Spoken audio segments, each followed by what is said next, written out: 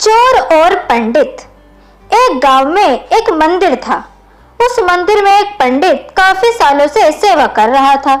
हर दिन मंदिर की पूजा पाठ, साफ सफाई और अन्य काम पंडित ही करता था। अपना जीवन उसने भगवान की सेवा में समर्पण कर रखा था। फिर भी इस पंडित में धन को लेकर माया काफी ज्यादा थी, इसीलिए वो बहुत ज्यादा कंजूस भी था। त्योहार और उत्सव के समय पंडित को लोगों से काफी अच्छा दान मिलता।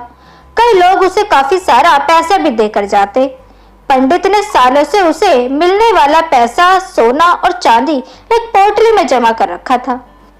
कंजूस पंडित इस पोटली को हमेशा अपने पास रखता। गांव के लोग कंजूस पंडित के स्वभाव को लेकर उसके पास रखी धन की पोटली के बारे में भी अच्छे से जानते थे। एक बार इस गांव में एक चोर आया। लोगों से उसे किसी तरह पंडित की उस धन वाली पोटली के बारे में भी पता चल गया। चोर ने इस पोटली की चोरी करने का मन बनाया। उसने पंडित पर कई दिनों तक नजर रखी, लेकिन उसे एक भी मौका उस पोटली को चुराने का नहीं मिला, क्योंकि पंडित एक पल के लिए भी उस पोटली को अपने से जुदा नहीं करता था। चोर हार मानने वाला नहीं था। उसने एक योजना बनाई।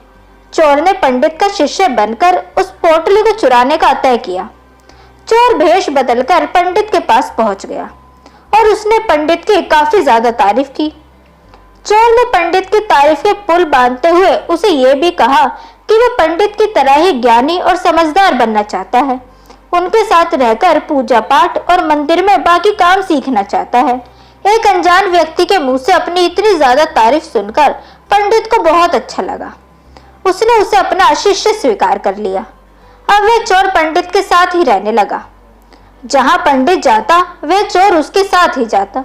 पंडित का भरोसा जीतने के लिए चोर उसके निजी काम भी करने लगा, जैसे पंडित के कपड़े धोना, उसके लिए खाने का इंतजाम करना।